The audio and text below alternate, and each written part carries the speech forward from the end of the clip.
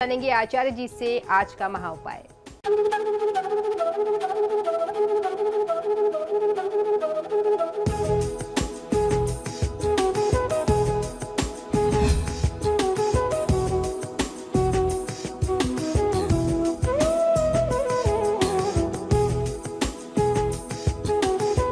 Break के बाद एक बार फिर से आपका स्वागत है। चलिए अब आचार्य जी से जान लेते हैं आज का महा उपाय। जी बिल्कुल, आज का महा उपाय बहुत ही विशेष है। आज मैं आपको बताने जा रहा हूं कि शिव उपासना से मिलती है पापों से मुक्ति। इसके साथ साथ मैं आपको बताऊंगा कि किस फल प्राप्ति के लिए कौन से मंत्र के साथ किस विशेष रुद्राक्ष को आपको धारण करना चाहिए, क्योंकि रुद्राक्ष के बारे में कहते हैं कि हर एक विशेष कामना की सिद्धि के लिए, हर एक काम को पूरा करने के लिए, हर एक विशेष लाभ के लिए एक विशेष रुद्राक्ष बनाया गया है, बताया गया है। और उस रुद्राक्ष को धारण करने के लिए भी एक विशेष मंत्र है जो हमारे धर्मशास्त्रों में, शिव पुराण इत्यादि में हमें प्राप्त होता है। तो आज वही जानकारी मैं आपको देने वाला हूं। प्रत्येक मनुष्य को भगवान की पूजा अवश्य करनी चाहिए, खासतौर पर सनातनी व्यक्ति को, जिसका धर्म कर्म में आस्था है, जिसका विश्वास है, उसे तो अवश्य करनी चाहिए। घर के मंदिर में शिवालय अवश्य रखना चाहिए, ऐसा हमारे धर्मशास्त्रों का मत है, अन्यथा भगवान की पूजा अधूरी मानी जाती है। अब लेकिन इस बात को समझने का यहाँ पर बहुत ज़्यादा महत्व है। घर में शिवालय रखना चाहिए, इसका मतलब ये नहीं कि आप घर में शिवलिंग ला करके रखें। भगवान शिव का या फिर शिव परिवार का एक स्थान बनाना है, उसमें आप भगवान शिव की फोटो या मूर्ति भी रख सकते हैं। मूर्ति 9 इंच के प्रमाण से ज़्यादा बड़ी नहीं होनी चाहिए। शिवलिंग रखते हैं तो वो भी अंगुष्ठ मात्र से बड़ा ना हो, और शिवलिंग अगर आप रखते हैं तो नर्वदेश्वर रखें तो ज़्यादा अच्छा है। अन्यथा शिवलिंग रखने में बाध्यता ये आती है कि शिवलिंग की प्राण प्रतिष्ठा होनी चाहिए, और अगर प्राण प्रतिष्ठा है तो नियम और विधान के साथ उनकी पूजा होनी चाहिए। अन्यथा महादेव जो है वो रुष्ट भी बहुत जल्दी हो जाते हैं, यानी नाराज भी बहुत जल्दी होते हैं। तो इन बातों का ध्यान रख करके किसी भी व्यक्ति को अपने घर में शिव जी की पूजा का विधान करना चाहिए। तो ऐसे में सबसे बेहतर यह है कि आप उनकी फोटो रखें, ज़्यादा बेहतर होगा। शिव महापुराण के अनुसार मनुष्य को पूरे मन, पूरे शुद्ध भाव से, प्रेम एवं लगन से भगवान की पूजा करनी चाहिए। पूजा के लिए जरूरी नहीं है कि आप ज्यादा समय और अधिक से अधिक सामग्री उनको अर्पित करें, बल्कि जब तक आपका मन अच्छा नहीं होगा तब तक आप पूजा में मन लगा नहीं पाएंगे। तो शुद्ध भाव से, अच्छे स्वस्थ मन से भगवान की पूजा करनी चाहिए, और आपके सामर्थ्य अनुसार दैनिक जीवन में जो सामग्री आप एकत्रित कर सकते हो वही भगवान को अर्पित करनी है। ऐसा नहीं है कि आज हमने 56 प्रकार के भोग अर्पित कर दिए और कल भगवान को पानी भी, जल भी अर्पित नहीं किया। तो इस प्रकार के कृत्य से बचना चाहिए। नियम वो बनाइए जो आप हर दिन 12 मास, साल के 365 दिन जिस नियम को पूरा कर सकते हो। भगवान शिव जो है वह मात्र 1 लोटा जल, बेलपत्र और मंत्र जाप से ही प्रसन्न हो जाते हैं। अतः मनुष्य अगर शिव का इतना भी पूजन कर ले तो पाप कर्मों से सहज मुक्ति प्राप्त हो जाती है। महादेव शिव के शीश पर पतित पावनी माँ गंगा विराजमान है। उनके सिर पर चंद्रदेव विराजते हैं, इसलिए उन्हें गंगाधर और चंद्रमौली कहते हैं। भगवान शिव की आराधना, साधना, उपासना से मनुष्य अपने पापों एवं संतापों से इसी जन्म में मुक्ति पा सकता है। भोलेनाथ का श्रावण मास में ध्यान करने से मनुष्य की मनोकामनाएं निश्चित ही पूर्ण रूप से पूरी होती हैं। सोमवार जो है वह चंद्रवार है, इसे चंद्रवासरे भी कहते हैं, इसलिए चंद्रमा को तृप्त करने के लिए कांवरिये अपनी कांवरों में घंटी बांधते हुए हर हर बम बम, हर हर महादेव और बम भोले बम, ओम नमः शिवाय आदि के मंत्र या उद्घोष करते हुए शिवधाम को जाते हैं। महिलाओं को ओम नमः शिवाय की जगह पे ओम शिवाय नमः का जाप करना ज्यादा लाभकारी होता है, ऐसा हमारे धर्मशास्त्रों का मत है। श्रावण मास में बम बम बोल और ओम नमः शिवाय की गूंज सर्वत्र आप सुन सकते हैं, ये हर जगह सुनाई देती है। भगवान शिव हम सभी के इष्ट हैं। हमारे धर्मशास्त्रों का यह मत है कि एको देवो महेश्वर, यानी सभी देवों में एक ही देव है जिन्हें हम महादेव के नाम से जानते हैं। देवताओं में जो महादेव हैं वह भगवान भोलेनाथ है, भगवान शंकर हैं। वे सभी की पीड़ा, सभी के कष्ट, सभी के दर्द को समझते हैं और उन्हें दूर करते हैं।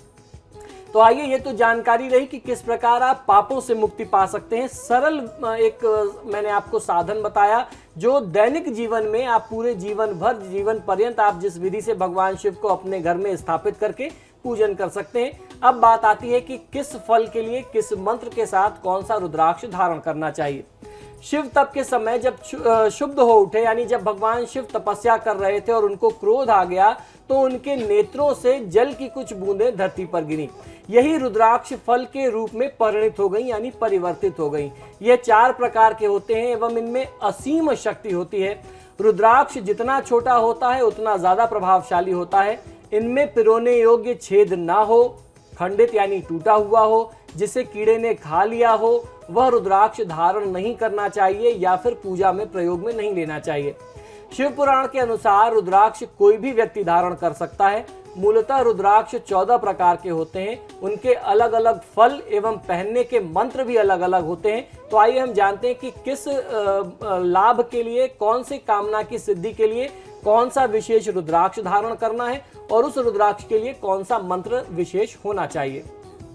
सबसे पहली बात आती है एक मुखी रुद्राक्ष। अगर आपको लक्ष्मी की प्राप्ति करनी है तो एक मुखी रुद्राक्ष पहनना चाहिए। इससे लक्ष्मी की प्राप्ति के साथ साथ भोग एवं मोक्ष की भी प्राप्ति होती है। और इसको धारण करने के लिए जो मंत्र है वो है ओम ह्रीं नमः।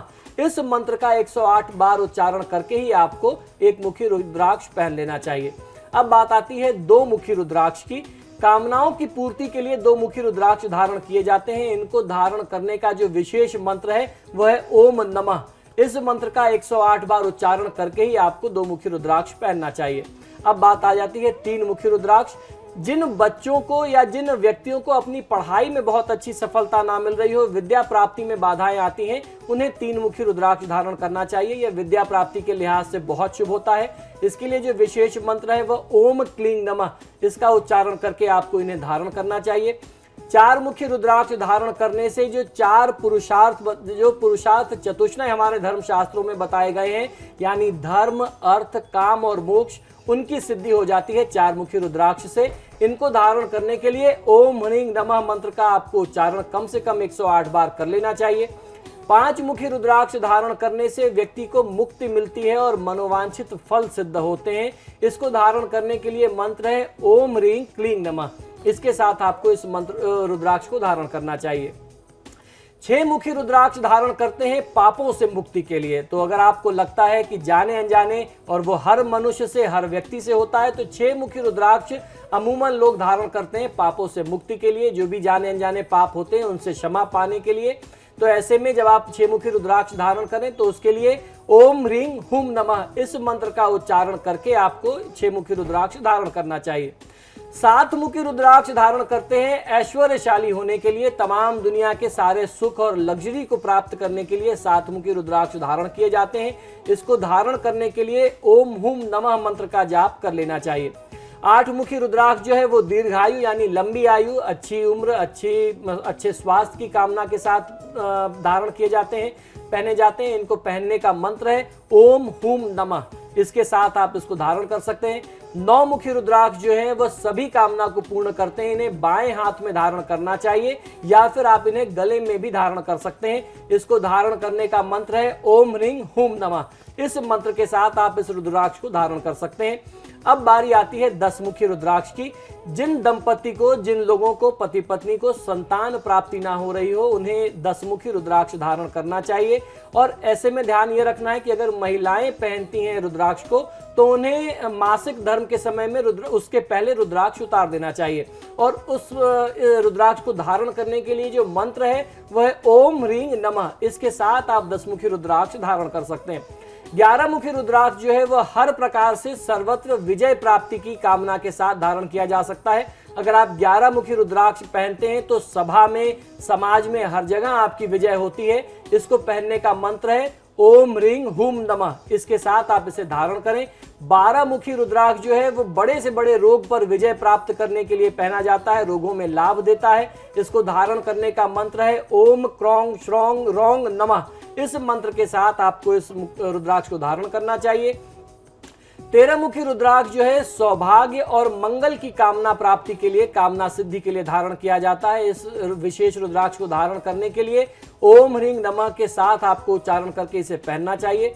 14 मुखी रुद्राक्ष जो है वह समस्त प्रकार के पापों का नाश करता है और मोक्ष देता है। इसे धारण करने के लिए ओम नमः के उच्चारण के साथ आपको इसे धारण करना है।